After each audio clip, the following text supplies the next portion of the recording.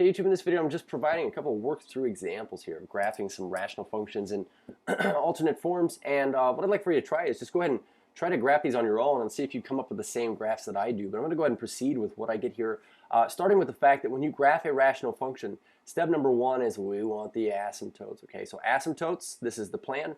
Asymptotes, the next part of this is plot extra points, so plot extra points, and then basically sketch curve. And once we sketch the curve, we always want to describe the domain and range. So if this is our plan here, I notice that this y equals x minus 1 over x plus 3. This is in that linear function form where we had like something like ax plus b over cx plus d. And so that's the case. What we're going to do to find our asymptotes, first of all, is to look where our function's undefined. So our vertical asymptote always occurs where our function would be undefined, and that only happens if the denominator equals 0. So the way we find this is we set the denominator equal to 0, and we would solve for x. In this case, I get -3. So the very first thing I'm going to do is I'm going to go run and put this asymptote on our graph here. We say that I know for a fact that our function is undefined when x equals -3. So there's a vertical asymptote there. And with respect to our horizontal asymptote with things of this form always lies at y equals a ratio. And that ratio is always of the leading coefficients of the top and the bottom. So we get 1 over 1. So I know that this function approaches on its ends a y value of 1. So we're going to go ahead and throw this on our graph here.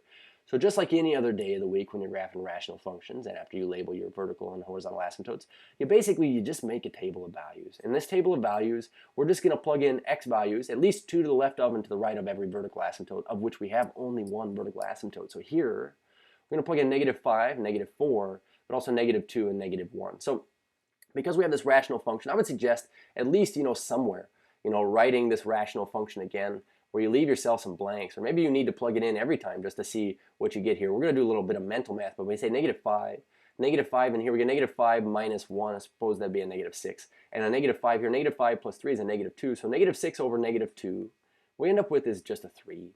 Going on with a -4 here, we say -4 minus 1 is a -5, okay, and a -4 plus a 3, okay, of course is a -1, so a -5 over -1 is a 5.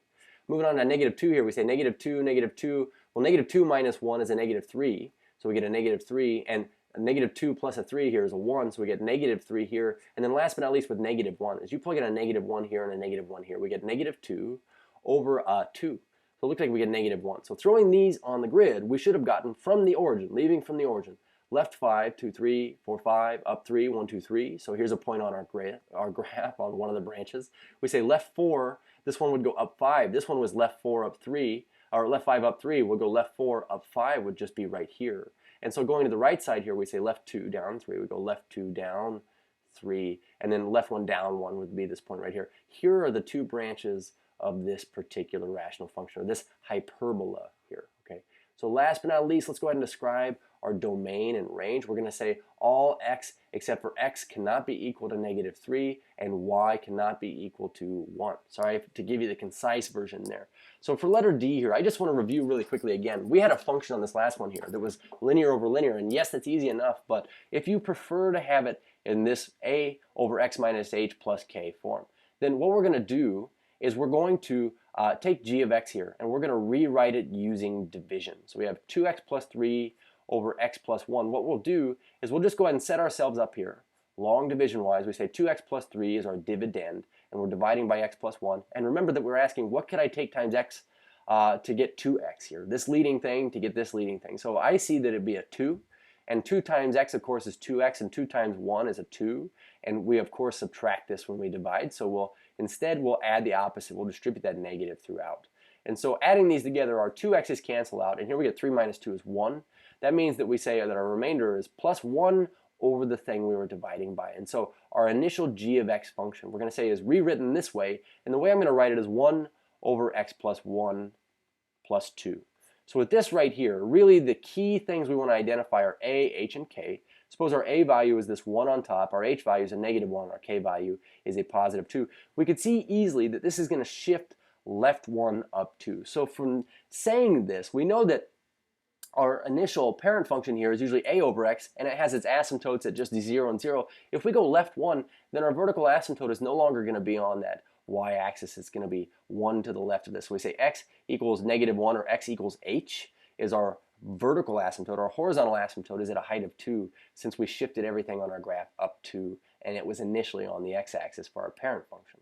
So with this right here, again, hey, we're going to make a table of values. And in terms of which x values to plug in, we say 2 to the left of, so -3, -2, and 2 to the right of, so 0 and 1 here, every x value. So we say plugging these in, again, I'm going to make the recommendation that we plug it into our initial function just in case we did our division wrongly here. We'll be easily able to tell if we made any mistakes. So how about this? If we plug in -3, on top we get 2 times -3 is -6. -6 plus 3 is a -3. Over, and if we plug in a -3 down here, -3 plus 1 is a -2. So here, interestingly, we get a positive as a decimal 1.5. If we plug in a -2, 2 times -2 is -4. -4 plus 3 is a -1. Okay, and then a -2 plus 1 is a -1. So -1 over -1, we get a 1. Now going down to 0, this will be a little bit easier. We just get the ratio of these two constant terms. So 3 over 1, and of course that happens because anything times 0 is 0, and anything plus 0 is itself. And then last but not least, we say plugging in a 1. We can throw these in here this time. We say 2 times 1 plus 3 is 2 plus 3 is 5. Down here we get 2. So we say 5 halves, which is really 2.5. So you should have thrown these points on your graph here. We'll go left 1, 2, 3, up 1.5. So up 1.5 would put us right here. If we go left 2, up 1, left 2, up 1 would be right here. Going to the right side of this, we would say 0, 3 would have put us right here. And then 1, 2.5 would be right here. So our branches are very close to their respective asymptotes this time. And with respect to domain and range, we could see that our domain should be all x values, except for, of course, x equals -1. So we would say domain, all x except for x cannot be -1. Our function is undefined there. And all range values except for y is not allowed to be 2. Cheers.